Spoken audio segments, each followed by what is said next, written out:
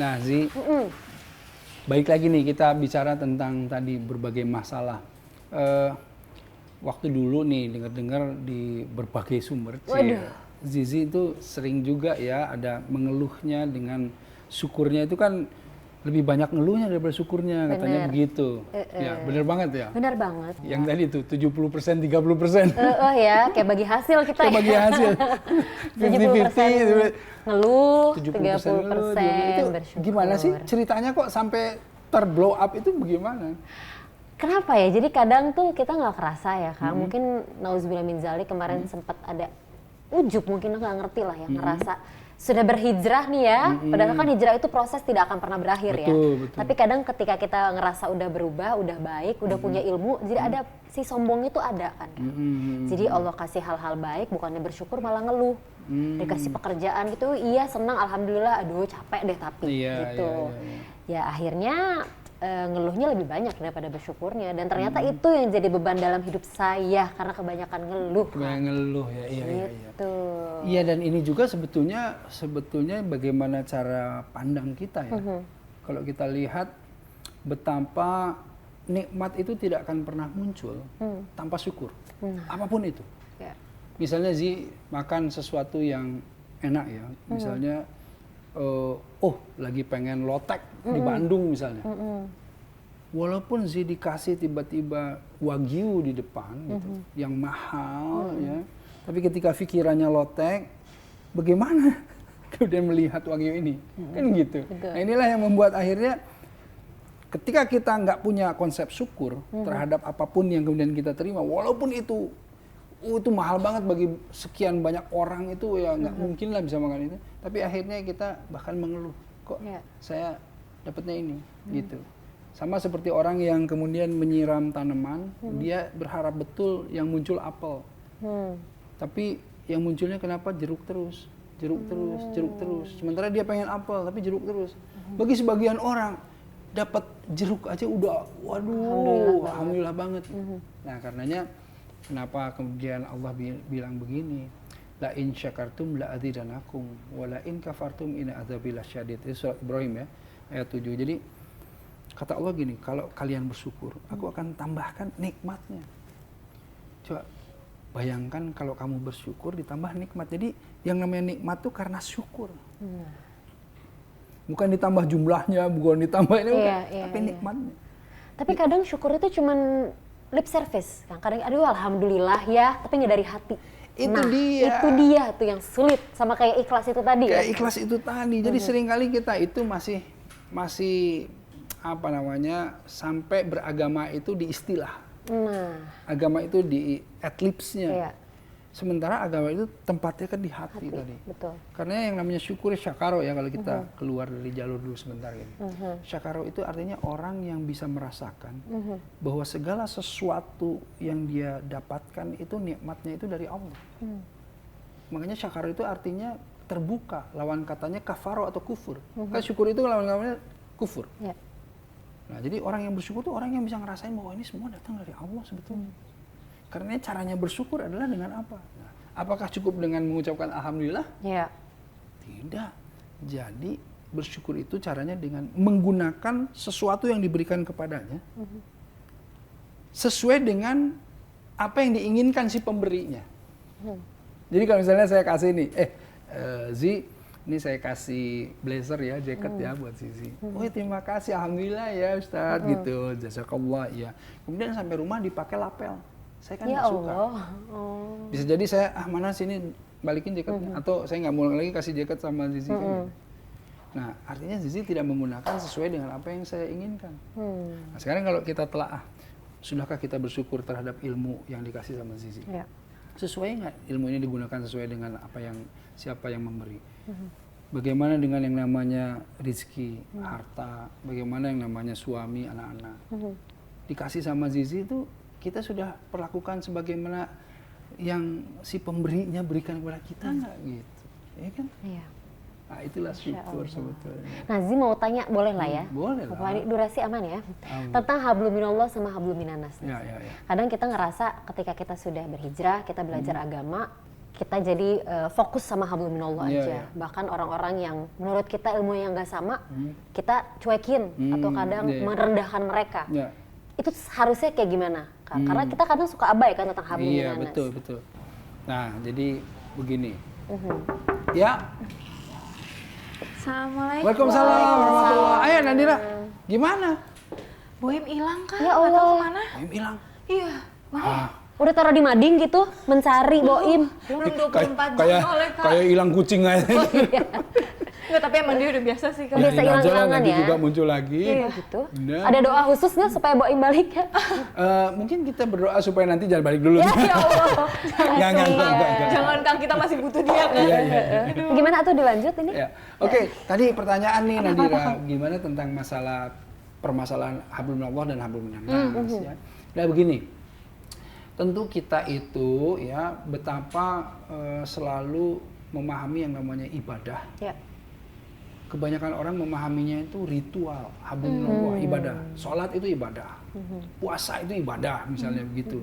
Ya, jadi semua yang berurusan dengan haji itu ibadah dan lain-lain. Padahal kalau kita lihat yang namanya ibadah, wa ma umiru illa liya'budullaha mukhlishina lahuddin hunafa yaqimus shalah wa yu'tuz zakata wa dzalika dinul qayyimah. Nah, ini ayat surat Al-Bayyinah itu begini.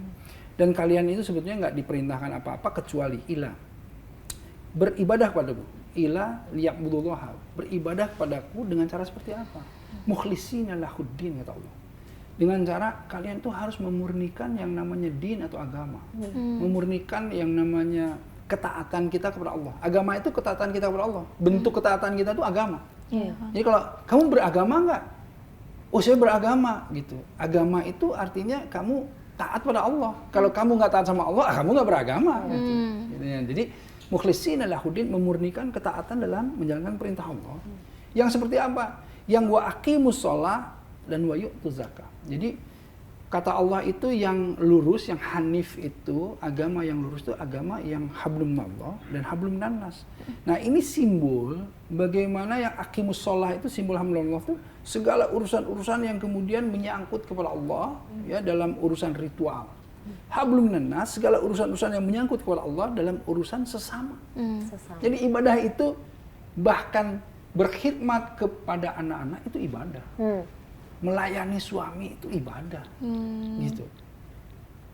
Kalau kita sedang bikin acara ini, Iya kan? acara ini kita kemudian niatkan untuk syiar, dakwah, ini semua menjadi nilai ibadah. Oh. Karenanya kerja menjadi nilai ibadah. Kalau sudah begitu, lebih mulia yang mana antara hablum minallah dengan hablum minannas? Kan begitu orang suka berpikirnya. Iya. Tidak ada yang lebih mulia kecuali apa? Inna akramakum inallahi atqakum. Nggak ada yang lebih baik di sisi Allah kecuali yang bertakwa kepada Allah. Jadi intinya urusan hablum minallah harus selalu diimbangkan dengan urusan hablum minannas. Karena Rasul bilang orang yang terbaik itu khairun nasi anfa'uhum linnas, yang bermanfaat kepada orang-orang yang banyak. Jadi kalau kita kira-kira gini, zikir terus, sholat malam terus dan lain-lain, tetapi kemudian tidak kemudian melakukan hablum minannas dengan baik, misalnya berkhidmat kepada anak-anak kurang baik, bersosialisasi dengan tetangganya kurang baik dan lain-lain. Manfaat pahala itu hanya dari sholat dan zikirnya, betul nggak? Iya. Sementara amal jariahnya itu dari kemudian kalau kita membuat sesuatu yang dia akan terus-menerus dimanfaatkan oleh orang-orang yang banyak. Masya Allah. Ilmu yang bermanfaat, ya kan? Salah satunya gitu. Yang kemudian kita membuat satu, ini tayangan ini, kemudian dimasukkan ke cloud misalnya gitu ya.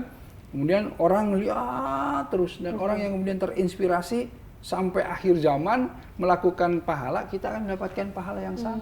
Menginspirasi orang itu juga bagian Menginspirasi dari orang, hablum itu minannas. amal jariah, hablum minannas kan? Ya. Gitu. Nah, itulah kenapa bahkan para ulama ada salah satu yang memahami gitu. Kalau kamu lagi baca Quran misalnya, itu kan urusan hablum minallah banget. Iya kan? Ya. Tiba-tiba ada orang yang ketabrak di jalan. Berhenti, bacanya nolongin atau terusin dulu sampai selesai baru. Nolongin lah. Nah, itu dia. Nolongin. Makanya kalau sudah begitu, kita harus mengenal mana yang Allah kira-kira lebih ridho. Gitu. Dalam sekali memang. Harus diperpanjang komunikasi Insya Allah, kita iya ya. ini Akang ya. Jadi sukses dunia akhirat, jadi intinya adalah bagaimana sebetulnya kita menggapai, mendapatkan, menjemput yang namanya ridho Allah. Nggak ada lagi yang bisa kemudian kita definisikan sukses dunia akhirat kecuali apa? Kecuali mendapatkan ridho Ridhonya Allah. Allah. Iya. Kalau Allah nggak ridho, Nauzubillah min jadi dzalik. apapun kamu nggak ada harganya gitu, nggak ada artinya.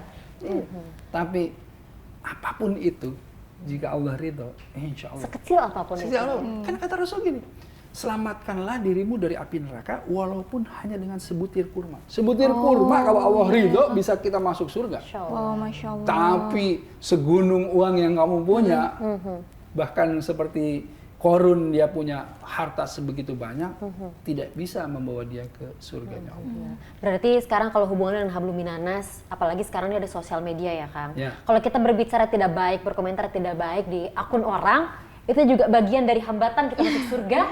Saya tidak emosi, saya bertanya. Tapi ada emosi sedikit. Ya benar. Karena ini fenomena yang terjadi saat ini, fenomena sosial ya kan, iya. Kang, kayak gitu. Ya memang kalau misalnya sebagai public figure ya otomatis ya Dengan itu resiko. sendirinya, betul. Zizi sebagai public figure, artis, ya, tokoh misalnya ya Iya. atau siapapun yang kemudian tampil di panggung, di atas panggung, di depan panggung artinya ya itu harus menerima resiko, Betul. yaitu resikonya adalah cibiran orang, ejekan orang, pandangan negatif dan lain-lain. Ya karena memang dia menampakkan dirinya. Iya. Betul. Kalau nggak mau, ya jangan menampakkan diri. Invisible ya. Iya, kan gitu. Jadilah orang yang tidak berada di depan panggung kalau kamu tidak siap untuk menerima itu semuanya. Di belakang panggung aja. Belakang panggung aja deh, gitu. Tapi kalau udah di depan panggung sih, apapun yang Mau Zizi nggak lakukan, walaupun itu kebaikan, belum tentu diterima baik sama orang. Iya, lain. iya. Itu dia. Iya, walaupun itu kebaikan. Betul. Betul. Jadi ya udah, tutup kuping aja. Nah, gitu. Kita filter sendiri ya kan. Itulah sih. Jadi lebih baik sebetulnya sih sekarang apa namanya tadi nilai-nilai yang sih pegang itu ya udah paling bagus tanpa kemudian harus dihiraukan tentang permasalahan-permasalahan yang sumbang. Kecuali kalau kita sedang muhasabah ya. Kalau kita muhasabah kan boleh jadi bener nih. Jangan-jangan nih saya juga melakukan hal yang memang kurang Nggak baik. Iya, Kang. Nah, orang yang sukses salah satunya itu orang yang seringkali bermuhasabah. Kata Umar bin Khattab kan seperti itu. Jadi gimana tuh, Kang? Ciri-ciri orang sukses dunia akhirat tuh apa aja, Kang? Itu kan salah satunya. Terus apa lagi, Kang?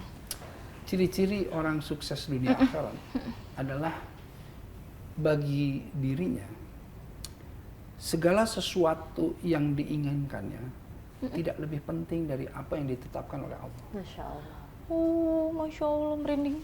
Iya. Itu ciri-ciri orang yang sukses dunia akhirat. Artinya apa? Dia pengen ini, tapi ketika Allah nggak ridho, Allah ridhonya kamu ini. Iya. Ya Allah, aku nggak suka ini, Iya.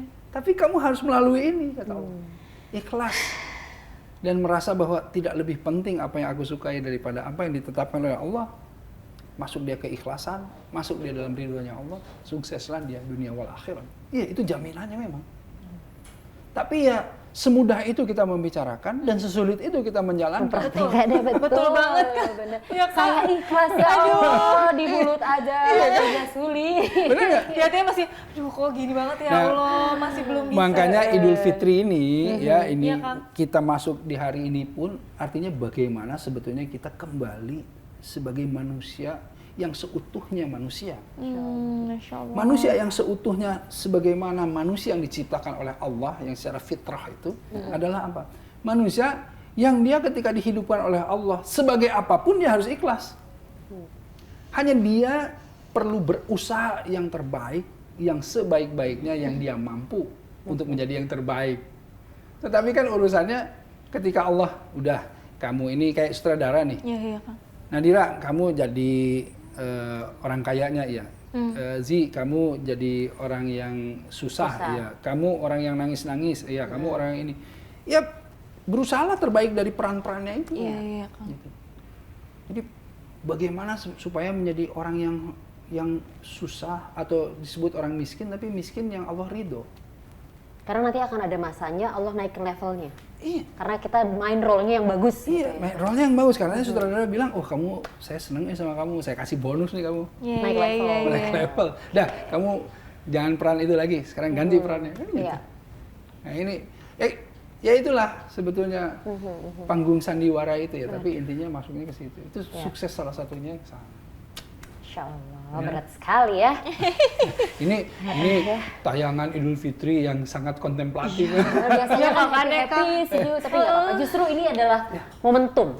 Justru Betul. memang betul. Yang namanya Idul Fitri juga salah satunya adalah di mana hari raya yang kita bersyukur terhadap apa-apa yang telah kita lakukan di bulan Ramadan. Betul, Kang. Ya, yang sebetulnya nggak festif bulan Idul Fitri itu karena setelah kita setahari 2 hari ini kemudian hari raya, kemudian kita juga besok bisa langsung kemudian puasa lagi. Betul. Kita kemudian berkhusyuk lagi untuk mengingat kembali apa.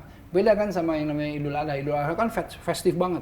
Betul. Habis hari raya, kamu nggak boleh puasa. Iya, Kamu betul, harus terus bagi-bagi makan segala Iya, macam, potong hari nahar kan gitu ya. Iya. Nah, itu festif gitu. Nanti perbedaannya di situ antara Idul Fitri dan Idul Idul Adha. Adha. Jadi Idul Fitri ya kayak kita sekarang, aduh alhamdulillah ya bersyukur gitu. Membicarakan tentang hidup dan lain-lain. Semoga nanti besok menjadi lebih baik lagi. Amin, karena kembali ke lembaran putih lagi ya Kang, kalau habis Itu dia. Idul Fitri. Mudah-mudahan Aduh, tuh. Amin, ya Allah. Ya, kita semuanya bisa menjadi putih kembali. Amin, ya Rabbal Alamin, insya Allah. Oke lah ya. Berat, Jadi aku pamit aja dulu gitu ya. Iya tuh ya kalau gitu mah masih kasihan mau harus keliling keliling-keliling lagi. ya. Ini teh sebetulnya kuehnya cuma dipajang doang. Oh nggak apa-apa, aku bawa aja. Bawa, boleh. Tawarin. Boleh, boleh. Mau yang mana Kak Devi? Boleh, Ih, buat jangan, di mobil jangan. kan? Dan sih ini bukan properti loh, bener. Ini bukan styrofoam ya? Bukan dong. Ya udah nanti Insya aku Allah. bawa lah Oke ya. ya. Nuhun atuh ya Kak, Sama-sama. Masya Allah, terima Aduh, kasih terima banyak. kasih. Sudah Salam buat dikasih suami ya. waktunya. Aku antar ke bawah ya. Oh iya, Ayo. nanti berkabar tuh ya, Iya, iya. butuh banyak berbicara lagi tentang Insya hidup Allah. nih. Masya Kontak-kontak. Allah. Insya Allah. Siap, Assalamualaikum. Waalaikumsalam. Ya, Kang, aku tinggal dulu ya, Kang. Ya.